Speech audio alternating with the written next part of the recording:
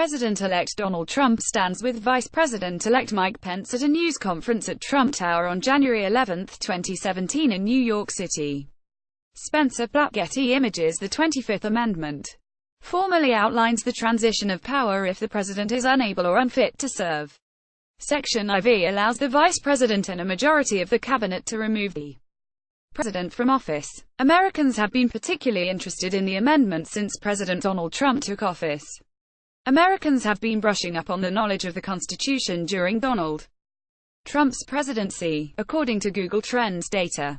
The search term 25th Amendment spiked in popularity after Trump took office, particularly after he signed the controversial travel bans, and after he tweeted an edited video of him body-slamming CNN in July. Lately, interest has rejuvenated amid the release of the explosive book, Fire and Fury, whose author, Michael Wolff, said that the amendment was brought up all the time in the White House, but Trump himself reportedly didn't know what the 25th Amendment did. When former advisor Steve Bannon told him it posed the biggest threat to his presidency, according to Vanity Fair, Trump said, "What's that?" After President John F. Kennedy was assassinated, Congress proposed and the states ratified the 25th Amendment in 1967 to formally outline a transition of power. Before that, the vice president didn't officially have the power to take over. The amendment states that if the president dies, resigns, or is removed from office, the vice president becomes president. If there is a vacancy in the vice presidency for any reason, the president can choose someone to fill it. And if the president is unable to fulfill his duties, like when President George W. Bush was under general anesthesia for colonoscopies in 2002 and 2007, he can temporarily transfer his powers to the vice president, and get them back when he's done. But Section IV is what some liberals have been frantically searching for more information on, because it could be a way to legally remove Trump from office. A legal loophole under the amendment's fourth stipulation: it would only take 14 people to depose the president, Vice President Mike Pence and 13 of Trump's 24 cabinet members.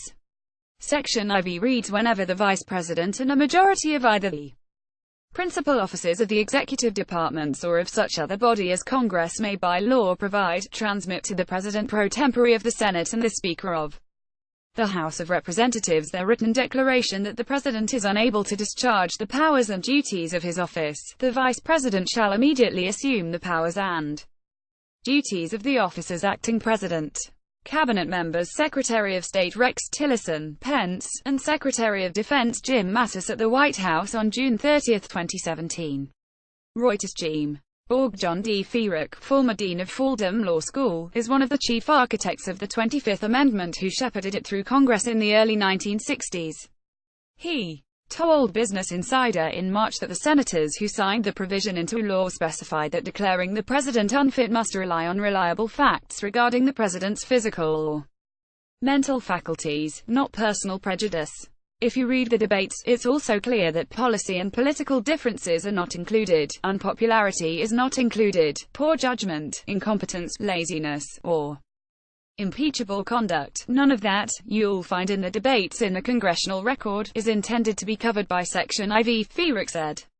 Policy and political differences, unpopularity, poor judgment, incompetence, laziness, or impeachable conduct, none of that is intended to be covered by Section IV.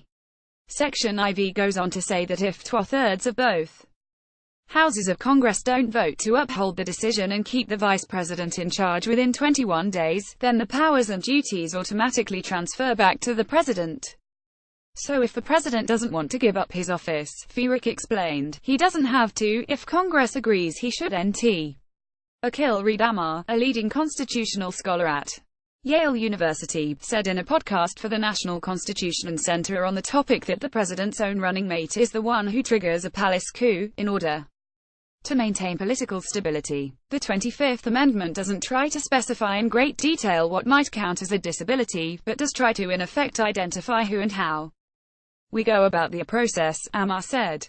Here's the key point: the vice president is the pivot in the whole process.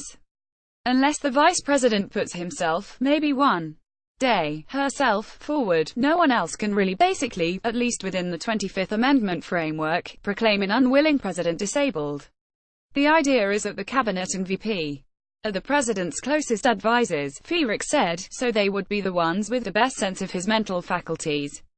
They, and Congress, could also consult doctors to evaluate the president's physical and mental health in order to determine if he or she is fit for the job, though they don't have to. The 25th Amendment is a separate process from impeachment, which allows Congress to remove a sitting president if a majority of the House of Representatives votes that he has committed treason, bribery, or other high crimes and misdemeanors, and a trial in the Senate convicts him. In either case, legal scholars argue, the goal is to make the process as objective as possible.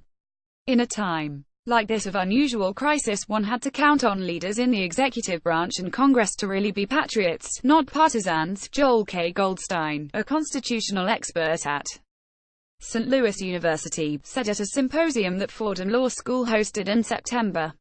Renewed interest. Google searches for 25th Amendment spiked after the presidential election on November 8, 2016.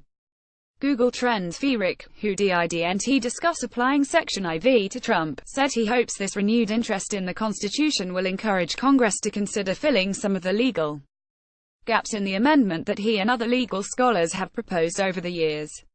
For example, the Constitution doesn't outline what happens if the vice president is unable to serve, and he and other experts agree that the order of succession shouldn't include members of Congress as it does today. It's important that people be educated about the Constitution. It's our greatest charter of liberty, Feerick said. I'm really happy that there's greater education going on. I'm obviously not happy about all the division in the country. But I'm happy that at least there's greater education being provided about the amendment.